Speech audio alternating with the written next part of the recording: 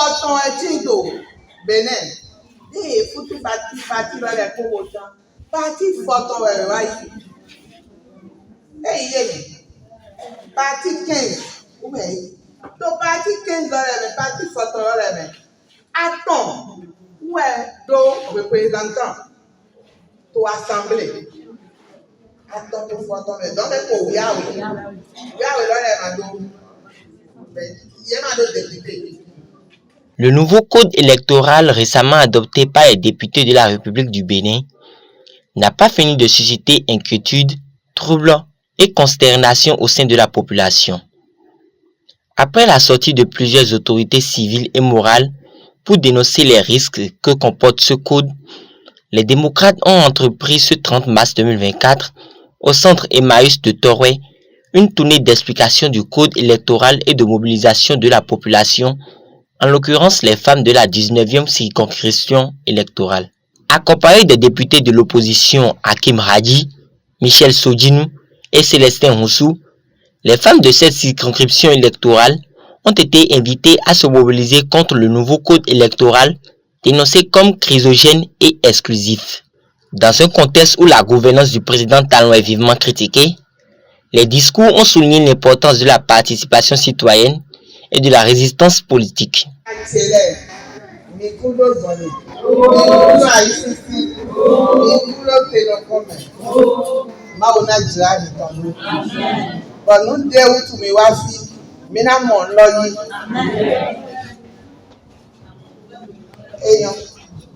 On s'est mêlé dans le couvert au bougnon lait. On va mal à bougnon lait bas. Où sont les comité? À comité. Non, nous avons mis en pas. Non, nous avons quoi sur nos coups. Non, nous avons un vilain. N'a couvert bougnon. Nous avons vu mis en lait non. Et n'est-ce pas un don ou à mité? Bon, nous débaillons des manions. Mini quantité. Bon, non, nous l'avons. Mi me 52% rebe. Kande owe awe ko ou ayonu ni to san. Ça veut dire que yon nous dans si d'être to gbeme. Na yon la quantité pour y voter, nous dit donc nous de yon la din ou e na yi. Mo wa ka ene mo. Mi wa igbe ndara mi da yo. Plan député mi ton lè. Mais il doit comme mais il est sur à l'homme le bilet. Mais il doit comme to assembler là. Dès qu'il y a un démocrate, mais ni peuple sur le docteur là. Ouais, tu vas voir to fier. Il y a attendé filer. Il y a attendé représenter le département où ton complet. Son député attendait. Ouais, mais mon to fier. Et tu as tout kawa. Mi se to file kodo e do sere yi sere yoyo dima. Mi se ka di mate. Mais là commencer. Ama me sere est-ce que y comprendre ça là dans dit. Est-ce que y où est mi do mi ni wa ede. Bon mi na expliquer. Mi na time. Mi na mi tout mon au sein là ton. Yẹn tí ó máa gàgà ń pé gómìnà náà mi túmọ̀ lọ. Mais tó dánbà lọ́dọ̀ jọlẹ̀ ńdọ̀ ń tẹ́pọ̀ gbọ́dọ̀ èmi àtúnlẹ̀ kó pátápátá yẹn náà wá pọ̀ mí náà túmọ̀ náà mi. Qui a-t-il? Grande sœur, petite sœur, assis avec Maya Zoué. Merci. Merci. Pour arrêter là, il va y avoir un petit dos. Quand tu es révolutionnaire, Néron, Sozonu est mi-pé.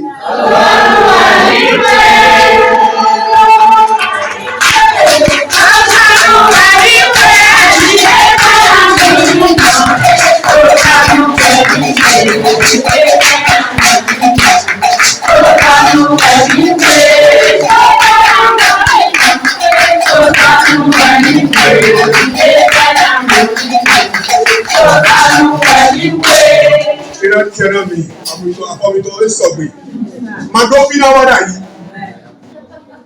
nínú sún lẹ́kẹ̀rẹ́ rẹ̀ pẹ̀lú fi náà dèbìtì kodo bẹ́sẹ̀ sọ yìí wà wá jí mú àdọ̀rọ̀ madam wọ́n máa tó yẹ fẹ́ sí wọn mà bóyá ẹ̀sìn ká pàà yẹn tó yẹ náà lọ bíbá yẹ gbé tó náà wà pẹ́ gàdé fire ọ̀sẹ̀ lọ tọkọ ẹ̀ jà yóò sí ẹ̀wẹ̀ náà pé yóò sí ẹ̀wẹ̀ náà hùn bá kún ẹtì rẹ̀ mi hùn bá kún náà mi sí.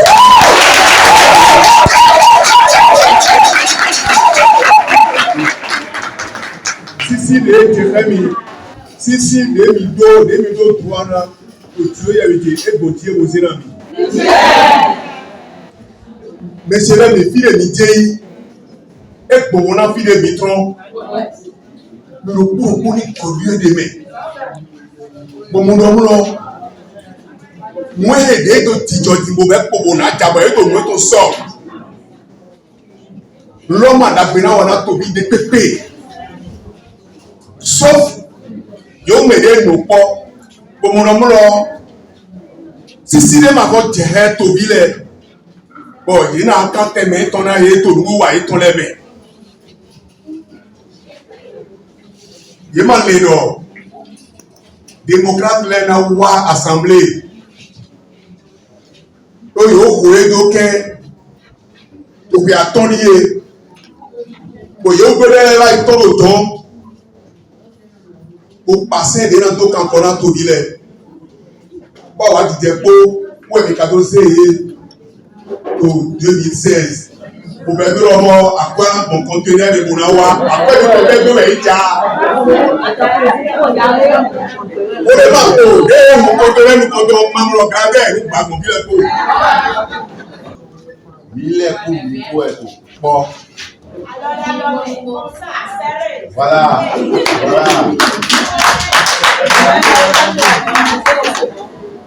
Ó yẹ tán màá dìgbà nítorí lágbèjìlẹ̀ yóò lọ wọlé kó. Nínágbẹ́lọ̀ mo ti gbé ìlú èyí ó lọ. Kújí ẹ̀ bọ̀ náà kọ́ wá ní. Mo fẹ́ gbà mẹ́lẹ́ kò. Èmi láyà ó sẹ̀ nínú kò tó fi. Ìrọ̀wọ́ òkú dá pẹ̀lú ọ̀dọ́nà nínú ẹ̀ lọ. Yé o jẹ́ gbọ́dọ̀. Bèdé epo tí mi sí ní mi dúró lọ níyan 2026. Mẹ̀dé ní màá sí gbégbé wúrọ̀. Ní ìgbẹ́ ìwòté yìí máa náà considéré ìwádìí ndé tó yíò ẹ̀yìn náà báyìí. 2026 máa yí 2023 àwọn. 2026 gbogbo wọn. Ìrìn ẹ̀rọ wọn. 2026 lọ ẹjẹ́ ìròyìn ọ̀rọ̀. 10 ans, c'est fini. Applaudissez. 10 ans, c'est fini. 10 ans, c'est fini. Les députés ont expliqué en détail les implications néfastes du nouveau code électoral et ont appelé les femmes à se lever contre toute forme d'exclusion et d'injustice. Madame Roland Edwige Dancy, chargée des affaires féminines du Parti Les Démocrates dans la 19e circonscription électorale, a exprimé avec passion son engagement pour une démocratie exclusive et égalitaire. Elle a exhorté les femmes à s'impliquer activement dans les combats politiques à venir, notamment en vue des élections générales de 2026. Cette journée a ainsi été marquée par un appel vibrant à la mobilisation et à la solidarité, démontrant que les femmes sont non seulement les gardiennes des valeurs démocratiques, mais aussi les actrices essentielles du changement politique. On m'appelle Hakim Radji, je suis honorable à l'Assemblée nationale et du Parti des démocrates. Voilà, nous nous retrouvons ce matin au centre Emmaüs à Toré et avec les femmes, bien sûr, les femmes de la commune de Semekodi. Vous savez, Semekodi compte 6 arrondissements. Donc c'est l'arrondissement de Toré qui a l'honneur de recevoir les 5 autres arrondissements. Donc il s'agit d'expliquer à nos femmes le nouveau code électoral. C'est le travail qui a été fait aujourd'hui. Et vous savez que nos femmes ne comprennent pas enfin, ce sont quand même à 80% analphabètes. Et nous leur avons expliqué dans notre patois, en Goum, même en Yoruba, et de quoi il s'agit. Donc nous leur avons expliqué le nouveau code électoral, le comportement à tenir. Et ça va dans l'intérêt de notre pays et en général et l'intérêt de notre parti en particulier. Voilà le travail que nous sommes venus faire aujourd'hui. Et nous comptons aller dans les autres communes, puisque vous savez que la 19e circonscription électorale compte 4 communes, dont Semerpodi, nous venons de finir pour Semerpodi. Il y a Porte-Novo, il y a Guégué et il y a Adjara.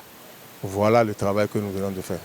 C'est juste pour une séance de mobilisation des femmes pour leur expliquer le nouveau code du 5 mars 2024.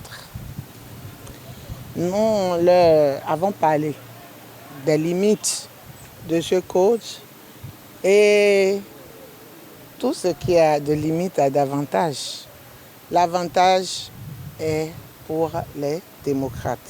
Mais nous avons dit, ce code est en train d'exclure 12 partis des 15 partis qui sont les partis présents au Bénin.